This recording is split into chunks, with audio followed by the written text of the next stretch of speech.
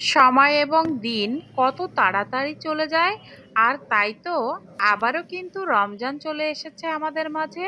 ঠিক এমনই একটা মুহূর্তে, শীতেরও শেষ। তো এই মুহূর্তে কিন্তু একটু শাক না খেলেই নয়, কলাই শাক। আর কলাই শাক যদি মাছ দিয়ে রান্না করা হয় তাহলে তো আর কথাই নেই। তো এই মুহূর্তে আমি কিন্তু কলাই শাকগুলো আমি বাজার থেকে আনার পরে একটু ভালোভাবে বেছে নিয়ে এটাকে কুচি কুচি করে কেটে রান্না করার জন্য প্রস্তুতি নিচ্ছি। আর ভাবলাম বন্ধুদের সাথে একটু শেয়ার করি। এই দেখেন, এই শাকের কিন্তু কিছু ফুল আছে, এগুলো বেছে ফেলে দিতে হবে। আর হলো আমি নরম অংশটুকু নিয়ে নেব। এইভাবে আমি শাকগুলোকে বেছে নিলাম। তো বন্ধুরা, কেমন আছেন সবাই? আসসালামু আলাইকুম। নিশ্চয়ই অনেক ভালো আছেন। অনেকদিন পর পর আসছি, তাই তো? না, এর ভেতর দিয়েই কিন্তু কর্মব্যস্ততার মাঝে কিন্তু আপনাদেরকে ভুলিনি। তো যা হোক, এই যে আমি শাকগুলো কিন্তু বেছে পরিষ্কার করে নিলাম। এখন এটাকে ধুয়ে আমি কিন্তু রান্না করতে চলে যাব। তো বন্ধুরা, যদি আপনাদের হাতে একটু সময় থাকে, দেশে ও দেশের বাইরে থেকে যে সকল বন্ধুরা এই মুহূর্তে ভিডিওটি দেখছেন, যদি আপনাদের ভালো লাগে তাহলে ভিডিওটি না টেনে শেষ পর্যন্ত আমার সাথেই থাকুন। এখন দেখেন, এখানে কিন্তু মাছের টুকরোগুলো দিয়ে দেওয়া হলো।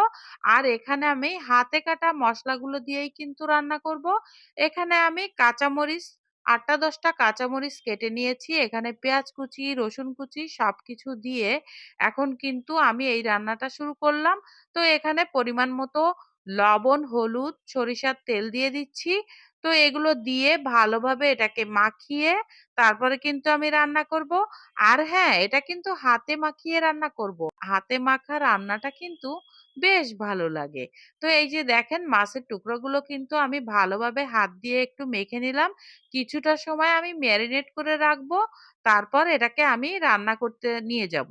তো তার আগে আমি কিন্তু হাতে যে মসলা মেখেছিল একটু পানি দিয়ে ধুয়ে নিলাম। তো বন্ধুরা, চলুন দেখি কিভাবে রুই মাছগুলো আমি এই যে কলাই শাক দিয়ে রান্না করি। চলুন তাহলে দেখি। Let's go.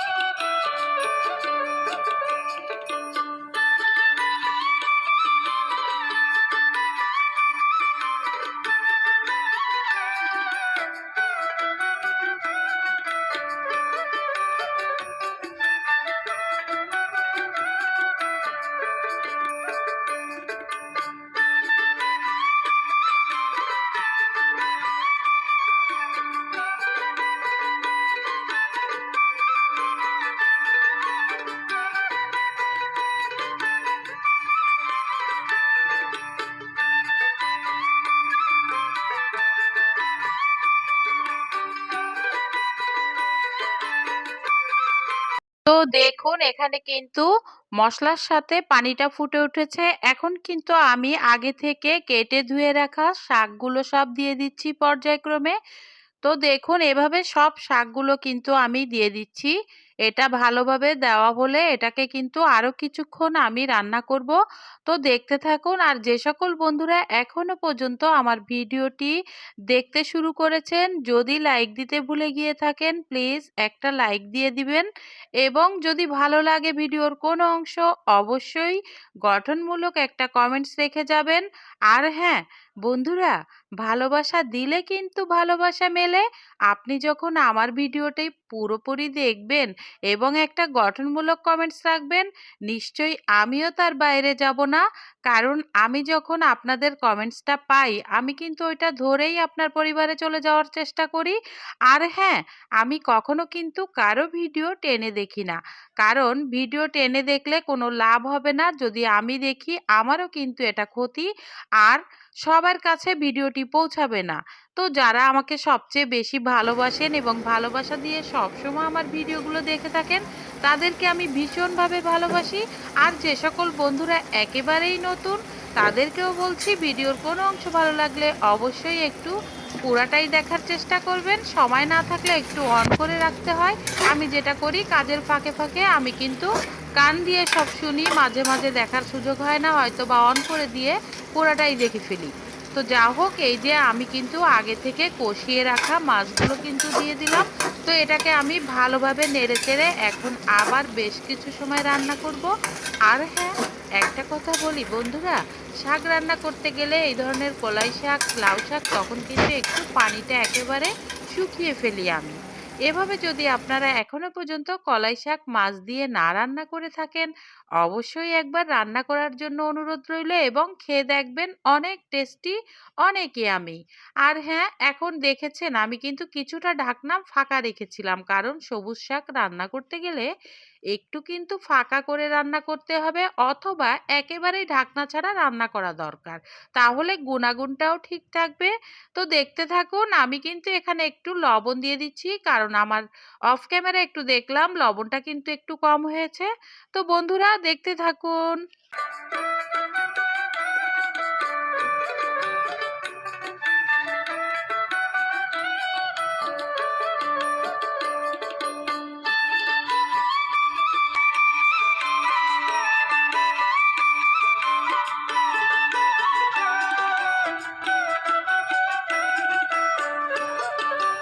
কিন্তু আমি একটু কাঁচা সরিষার তেল এখানে দিয়ে দিচ্ছি। দেখুন, এই ধরনের শাক রান্নার শেষে যদি আপনি একটু সরিষার তেল দিয়ে দেন, তাহলে কিন্তু রান্নাটা অনেক টেস্টি ও অনেক মজার হয়। তো এখানে কলাই শাক রান্না করার শেষ মুহূর্তে কিন্তু একটু সরিষার তেল দিয়ে দিতে পারলে টেস্টটা আরো দ্বিগুণ বেড়ে যাবে।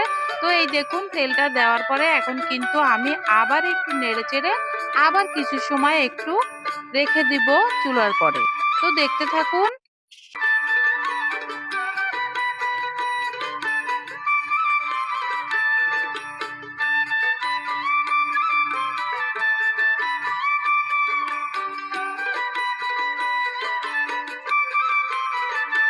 তো এই তো দেখুন, ঢাকনাটা এখন তুলে দেখব, আমার রান্নাটা কিন্তু হয়ে এসেছে। তো এই মুহূর্তে দেখুন কতটা ইয়ামি লাগছে দেখতে। হ্যাঁ, খেতেও কিন্তু বেশ হয়েছিল বন্ধুরা। তো এভাবে আপনারা একবার বাসায় ট্রাই করে দেখবেন। আর হ্যাঁ, এখন কিন্তু এটা আমি পরিবেশনের জন্য আমি একটা ডিশ বলে উঠিয়ে নিব। আর এটা কিন্তু অনেক মজার একটা রেসিপি। যদি আপনাদের ভালো লাগে, অবশ্যই কিন্তু বাসায় একবার চেষ্টা করে দেখবেন। তো আজকের মতো কিন্তু আমি এখনই বিদায় নেব। তো তার আগে একটু দেখতে হবে না পরিবেশন করাটা কেমন হলো, কেমন রান্না করলাম, বাটিতে না ওঠালে কিন্তু বোঝা যাবে না। তো এই দেখুন, এখন কিন্তু আমি একটা ডিশ বলে আমি এটাকে ঢেলে নিচ্ছি। তো দেখতেই থাকুন। আর যদি ভালো লাগে, অবশ্যই কিন্তু আমার পরিবারের সাথে সবসময় যুক্ত থাকবেন।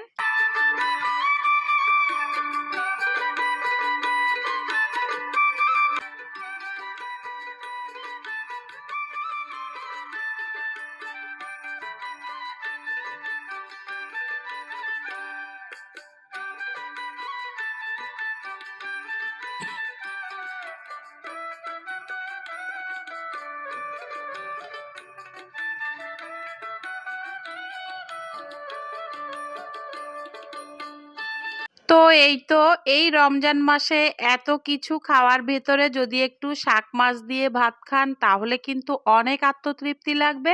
তো বন্ধুরা, এই যে আজকের মতো বিদায় নেব।